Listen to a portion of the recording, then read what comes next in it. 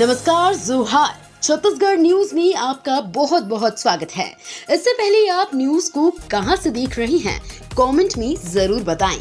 साथ ही चैनल को सब्सक्राइब करना बिल्कुल ना भूलें। मुख्यमंत्री मोहन यादव का तंज, हारी हुई लड़ाई लड़ रही कांग्रेस। कांग्रेस की ओर से जारी लोकसभा प्रत्याशियों की सूची पर मध्य प्रदेश के मुख्यमंत्री मोहन यादव ने तंज कसा है। उन्होंने कहा कि कांग्रेस हारी हुई लड़ाई लड़ रही है। बता दें कि मोहन यादव छत्तीसगढ़ दौरे पर हैं, जहां उन्होंने मीडिया से चर्चा में कहा कि कांग्रेस की सूची में कोई बड़ा नाम नहीं आया है। कांग्रेस के लिए आने वाला समय खराब है। उन्होंने कहा कि कांग्रेस के बड़े नेता पार्टी छोड़ रहे हैं और उसके रिजल्ट भी दिखाई दे रहे हैं। सीएम साय बोले, करप्शन पर सख्त कार्रवाई होगी। कलेक्टर एसपी कॉन्फ्रेंस में कहा, लापरवाही बर्दाश्त नहीं। मुख्यमंत्री विष्णुदेव साय ने कहा है कि योजनाओं के क्रियान्वयन में लापरवाही बर्दाश्त नहीं की जाएगी। किसी भी जिले में भ्रष्टाचार की शिकायत मिली तो सख्त कार्रवाई होगी। रायपुर में कलेक्टर एसपी की कॉन्फ्रेंस में सीएम साय ने कड़े तेवर दिखाए। उन्होंने कहा कि पुलिस और प्रशासन के कामों पर मैं खुद नजर रख रहा हूँ। छत्तीसगढ़ में 33,000 शिक्षकों की भर्ती की शुरू हुई कार्यवाही। शिक्षा मंत्री बृजमोहन अग्रवाल ने कहा है कि छत्तीसगढ़ सरकार ने 3 माह के अल्प समय में ही कई बड़े फैसले और दूरगामी निर्णय लिए हैं। आने वाले समय में विकसित भारत की संकल्पना को पूर्ण करने के लिए छत्तीसगढ़ में भी तैयारियां की जा रही हैं। विकसित छत्तीसगढ़ बनाने के लिए स्कूल शिक्षा, उच्च शिक्षा, धर्मस्व, पर्यटन एवं संस्कृति विभाग की गतिविधियां तय की गई हैं। संस्कृति मंत्री बृजमोहन अग्रवाल ने अपने विभागों की 3 महीनों की प्रोग्रेस रिपोर्ट पर जानकारी देते हुए बताया कि विकसित छत्तीसगढ़ बनाने राज्य में कई शिक्षा नीति को लागू करने जा रहे हैं।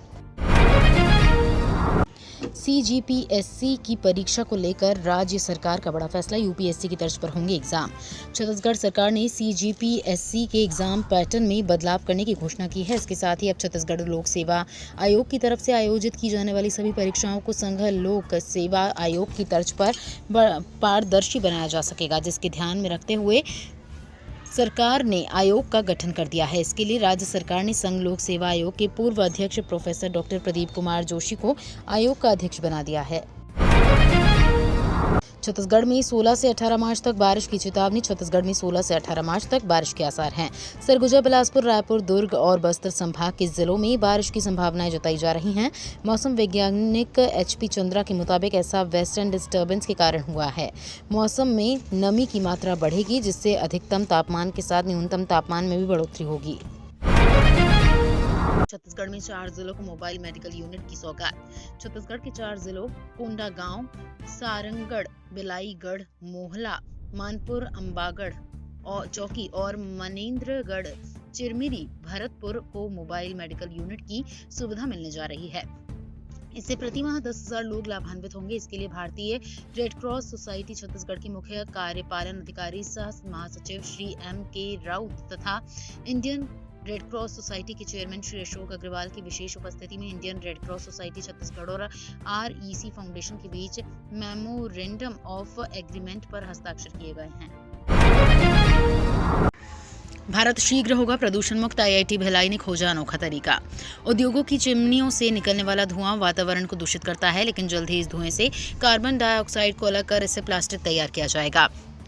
IIT भिलाई ने इस प्रोजेक्ट की शुरुआत कर दी है। प्रोजेक्ट को लेकर हाल ही में IIT भिलाई ने विभिन्न सरकारी गैर सरकारी संस्थानों के साथ MOU साइन किया है। इस प्रोजेक्ट के समन्वयक IIT भिलाई के associate professor doctor Sanjeev Banerjee ने बताया कि धुएं से कार्बन को अलग करने प्रोटोटाइप तैयार है। पर्यटन के क्षेत्र में कार्य करने के लिए छत्तीसगढ़ सरकार को मिला अवार्ड। वर्ल्ड ट्रैवल और टूरिज्म काउंसिल इंडिया इनिशिएटिव ने पर्यटन के क्षेत्र में उल्लेखनीय कार्य के लिए छत्तीसगढ़ सरकार को अवार्ड दिया है। यह अवार्ड नई दिल्ली के होटल ललित में G20 शेरपा अमिताभ कांत और केंद्र सरकार के पर्यटन मंत्रालय की महानिदेशक मनीषा सक्सेना ने प्रदान किया। WTTCII ट्रैवल और पर्यटन क्षेत्र में कार्य करने वाली सबसे बड़ी संस्थान है।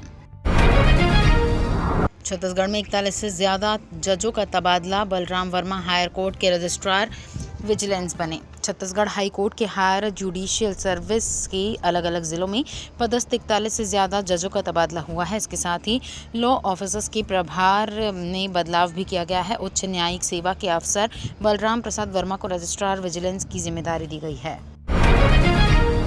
सिकंदराबाद से दरभंगा के बीच चलेगी होली स्पेशल ट्रेन। छत्तीसगढ़ के यात्रियों को भी मिलेगा फायदा। होली पर्व पर सिकंदराबाद दरभंगा मार्ग की ट्रेनों में होने वाली भीड़ को ध्यान में रखते हुए रेलवे ने एक होली स्पेशल ट्रेन चलाने का निर्णय लिया है। एक फेरे के लिए चलने वाली ये ट्रेन 07221 नंबर के साथ सिकंदराबाद से दरभंगा के लिए 21 मार्च को और 07222 नंबर के साथ दरभंगा सिकंदराबाद होली स्पेशल दरभंगा से 23 मार्च को रवाना होगी। रेलवे ने इस ट्रेन का परिचालन समय भी घोषित किया है। छत्तीसगढ़ में 12वीं कक्षा की बच्ची बन गई मां, स्कूल प्रशासन में मचा हड़कंप। छत्तीसगढ़ के बीजापुर जिले के एक पोटा केबिन की एक छात्रा ने अस्पताल में बच्चे को जन्म दिया है। इस खबर के बाद जिले में हड़कंप मच गया है। इसकी पुष्टि जिला शिक्षा अधिकारी BR बघेल ने भी की है। पुलिस और शिक्षा विभाग के अफसर गंगालूर के अस्पताल पहुंच गए हैं। मामले की जांच शुरू कर दी गई है। इस मामले में छात्रावास अधीक्षिका अंजू मिंज को बीजापुर कलेक्टर ने निलंबित कर दिया है। मोदी की गारंटी के नाम पर सीजी की जनता को गुमराह कर रही बीजेपी PCC बैच का पलटवार। लोकसभा चुनाव से ठीक पहले भारतीय जनता पार्टी और कांग्रेस के बीच आरोप प्रत्यारोप का दौर जारी है। कांग्रेस के प्रदेश अध्यक्ष और बस्तर सांसद दीपक बैज ने आरोप लगाया है कि मोदी गारंटी के नाम पर छत्तीसगढ़ की जनता को भारतीय जनता पार्टी गुमराह कर रही है। उन्होंने महतारी वंदन योजना, नक्सली हिंसा और नारायणपुर में छात्राओं के साथ यौन उत्पीड़न मामले को लेकर के सरकार को घेरा हमला बोलते हुए कई सवाल खड़े किए हैं।